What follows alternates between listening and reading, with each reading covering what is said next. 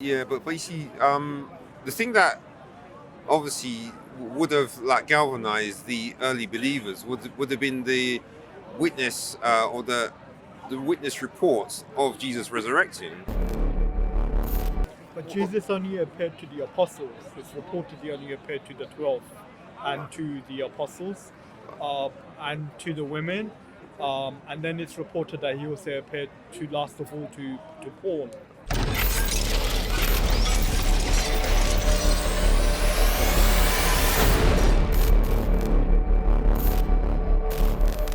Eventually, that person will take their position. So do you believe that Jesus wasn't God, but eventually he will become No. God? But remember, the Father's eternal. Yeah. So the Father's always going to be there. So what happens is that Jesus is inheriting like God's something else. Do you want to do it like Yeah. Does that make any difference? No, I think it doesn't focus. You see. Okay, Yeah. it's fine. Yeah. It's fine. But Yeah. I mean, I don't know if we could continue, because maybe we could do earlier next week. Yeah, okay Yeah. then, yeah. Cool. Yeah. Right. Yeah. Yeah, Right. yeah. All right. Yeah. I see. Yeah. We can continue another time then. Yeah. Okay. Yeah. I see. Yeah. All right. Yeah. Yeah. We discussed the Yeah. quite a bit. So as we well. could do yeah. like the sonship part, because there's actually a few True, other yeah. verses. Okay. Because yeah. admittedly, I actually use it. I mean, like, for Muslims, like the Bible is not 100% like Muslim or Islam.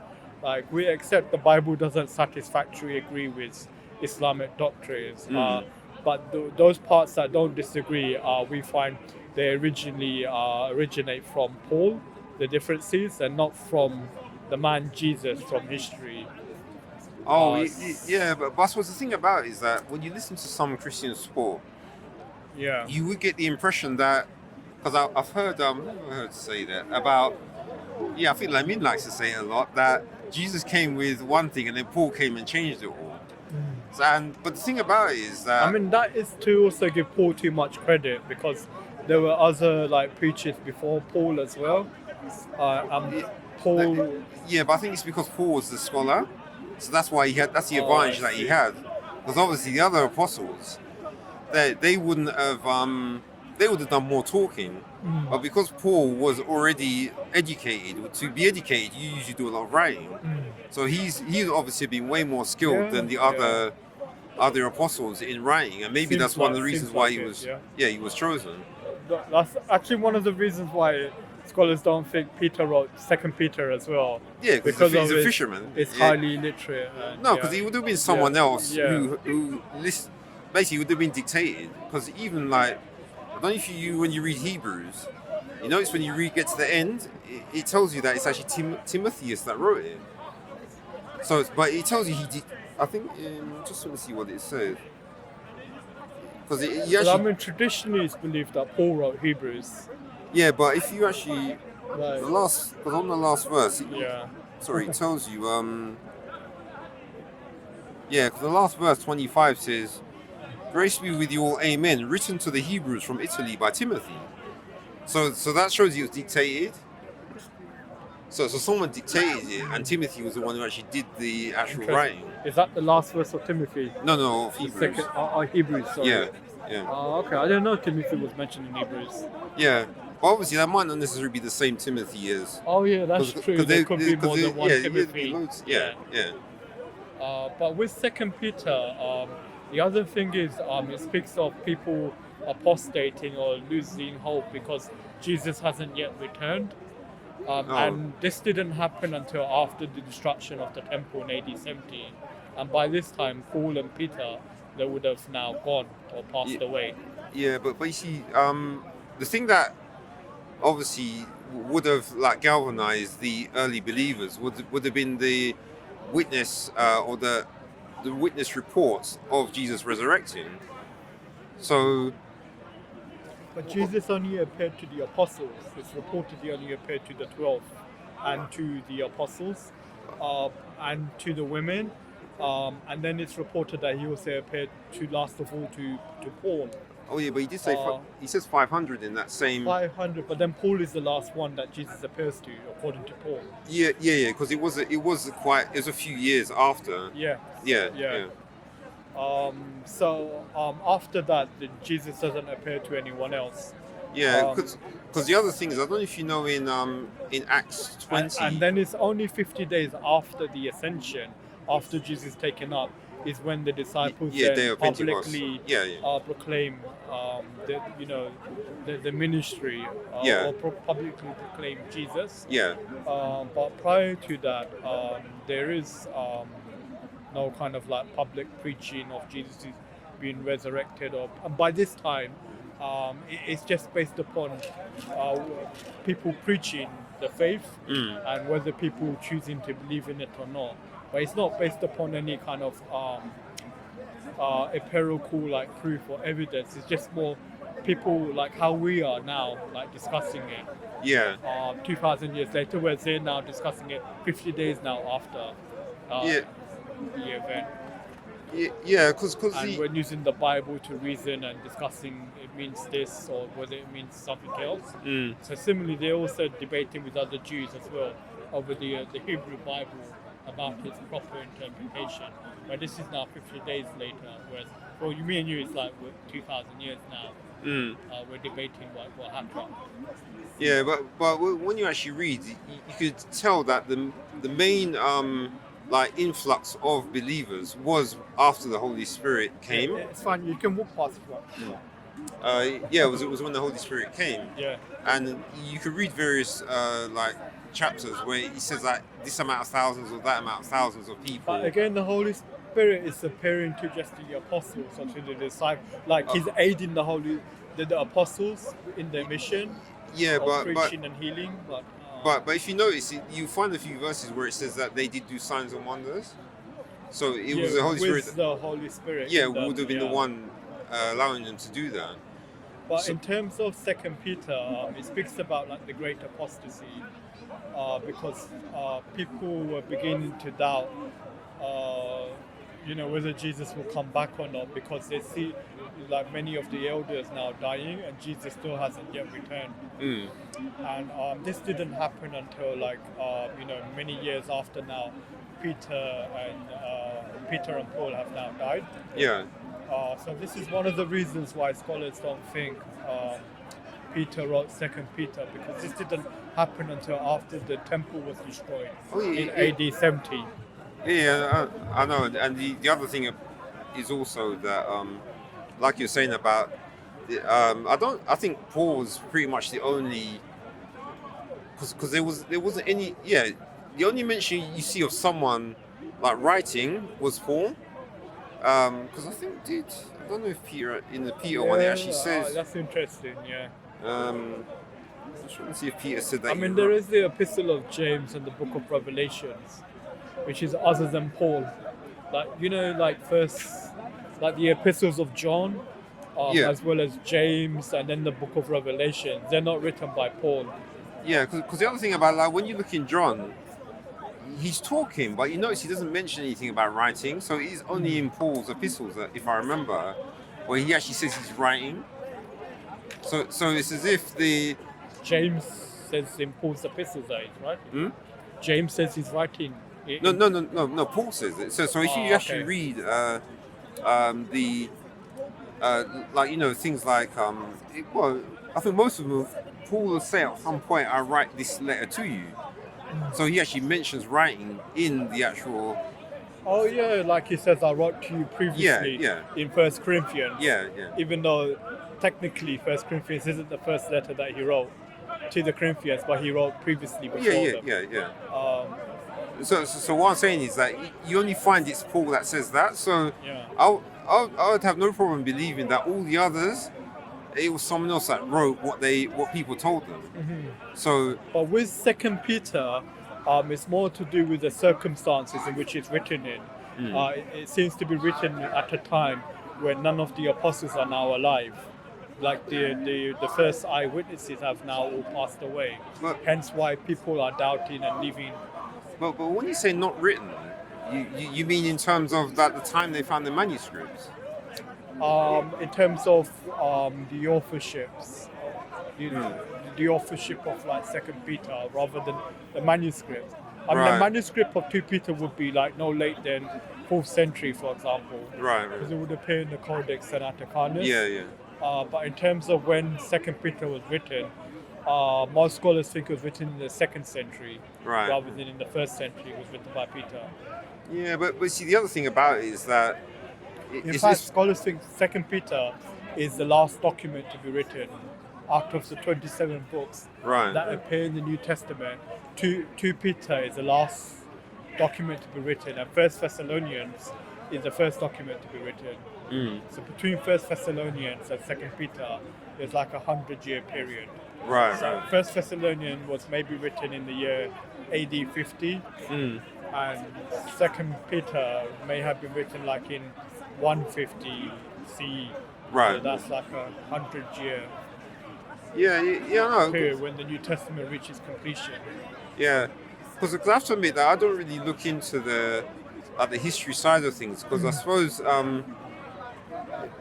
because I look on the Bible as being something I follow for like salvation. So it's down to me to decide whether I look on it as being God who's speaking through it. Since you've read the Quran, by the way, what do you understand the Quranic message? Like what the Quran could be saying about salvation? Well, I suppose that's the thing about it, is that I remember there's like some things that how can I say, it's just hard to say it in the I suppose one example is I don't know what your knowledge of the Quran is, because I tried to like ask actually it was Lamin this question, and he gave me like a strange answer, because one, you know, like when you read in the Bible where Jesus talks about he gives his Sermon on the Mount, and he mentions things like how you should treat other people. So what I asked him is there anything in the Quran which is similar, where it like explains how to treat like unbelievers? Oh, definitely, yeah. I mean, there's many places. There's many lists that people have compiled of different kind of passages of how you behave and how you treat one another. Oh, but what about unbelievers? So when it comes to unbelievers, you can go to, for example, Surah number 60. I think it's verse 7 or 8 and 9, somewhere down there. Yeah. It basically says that Allah doesn't prohibit you from showing kindness to those that have not fought with you on the account of your religion, nor have driven you out of your own homes. Yeah. And it even goes on to say, I think in the next verse, in the very next verse, that those that you regard as being your enemies, maybe it be that God will dwell friendship between you and your enemies and turn them into your friends. Yeah. And also elsewhere the Quran says. But I suppose there aren't any parts where it's like in a little bit more detail, because you know, like in the Sermon on the Mount, where Jesus says like if someone takes your coat, you give them your cloak, or you should, you know, turn the other cheek and stuff like that. So do you know if there's any passage where it's a bit more detailed there about? There is, like, for example, like the Quran says to repel evil with good. So it's that someone does something bad to you, the Quran says, like, in response, repel like in something good, rather than like returning the evil. Right. I suppose you don't know where that one is. Yeah, it's Surah 40 something. Yeah. I'll just quickly Google it for you.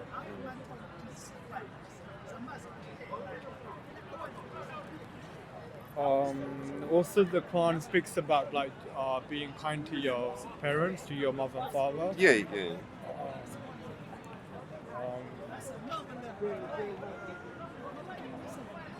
terms of repelling evil with good. But I suppose the reference in the Quran is Surah 40 something. just have it for you.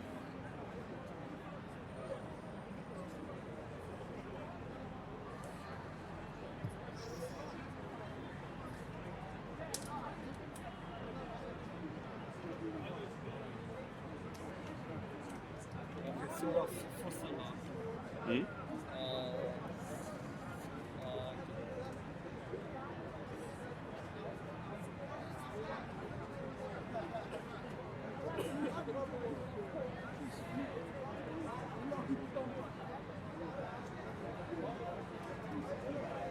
So I just have it for you.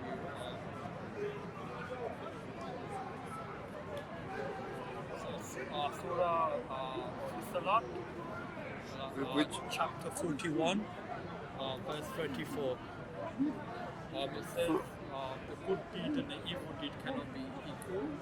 Repel the evil with one which is better. Oh, 34. Sorry, Surah 41, Yeah. verse 34. Right.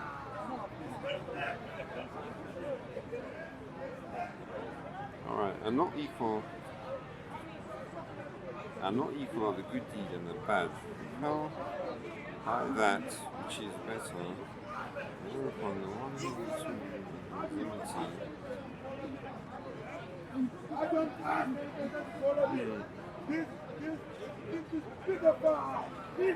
But I suppose it doesn't say whether it's Muslim or it includes unbelievers. It includes everyone because it doesn't just say Muslim, but it means anyone. And also it applies, the evil that's done to you could apply, like it could be a non-Muslim. And so the Quran says in response to do good or to do that which is better than what they've done to you.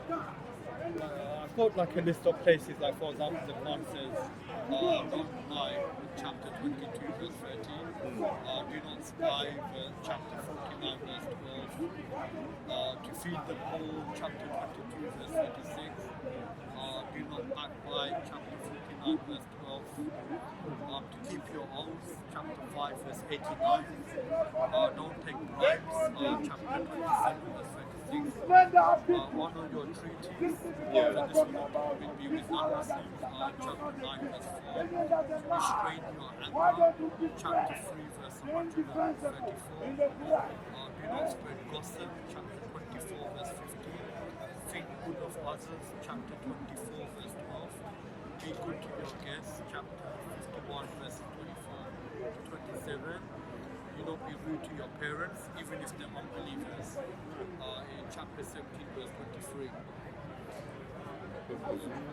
So in chapter 17 verse 23, it says not to be rude to your parents, even if they are like one of the polytheists or pagans. Oh. But I suppose the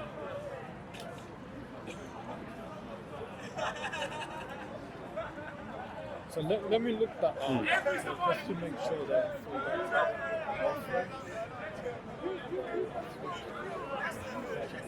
should be saying superior exclude treatment.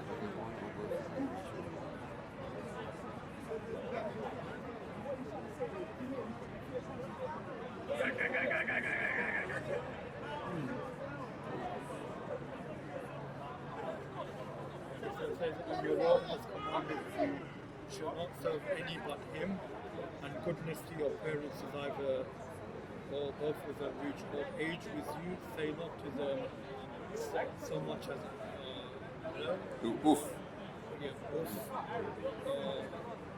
chide them and speak to them a generous word.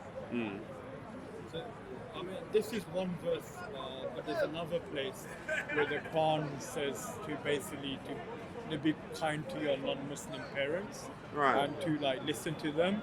And the only time in which you don't obey them is like if they force you to commit, shirk, which is the act of associating partners with God. Other than that, the Quran says that you should be kind to your non-Muslim parents. Right. This isn't the reference, but elsewhere in another place. Yeah. Okay. Well, I suppose But you know all those ones you Yeah. found. Yeah. Is there any indication of whether which ones are related to unbelievers, which ones aren't? I mean, to me, they're not specific. Yeah. They're just general. And what Muslim commentators to the Quran say is, when the Quran is saying something in general, then we don't make it into something specific, unless if we have like another verse of the Quran that specifies it. Yeah. Otherwise, we'll just leave it as a general verse, since the Quran is intended to be a universal book Yeah. for all times, for all places. Look. But in terms of like being kind even to your non-Muslim parents, I'll give you the reference to that. Being kind.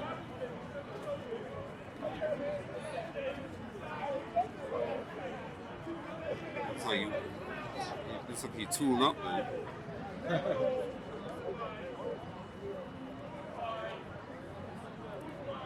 Because you only got internet on one of them. Yeah, I haven't yet transferred my old phone. Right.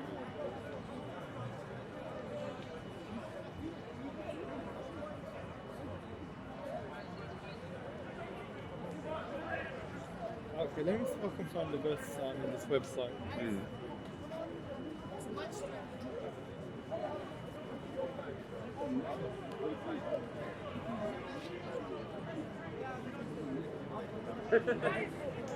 Yeah, it's in Surah Luqman, chapter 31, verse 15. It basically says that if they, meaning your parents, strive with you to make you to join in worship with me, other than that which you have no knowledge, then obey them not, but behave with them in the world kindly, and follow the path of him who turns to me in repentance and in obedience. So it still says to treat them with kindness, but just don't obey them if they teach you to worship other gods besides the God of Abraham and of Ishmael and Isaac and Jacob. Yeah, it almost seems like it's saying if they're Christians, because it's only the. Not necessarily, it doesn't specify. I mean, in the context, most Muslims at the time were from a pagan or polytheist background, you know, the Arab pagans. And so in this context, like the Quran is being revealed and saying that you should be kind to even your pagan parents, Right. but just don't obey them with regards to religion. But you still treat with your conduct with them, you treat them with kindness and you look after them and care for them. Shall we end it because and we'll carry on next time. But thank you, Michael. All right. Appreciate it. Yeah. All right. The way you conducted yourself and everything, so, and your patience as well. So for me having to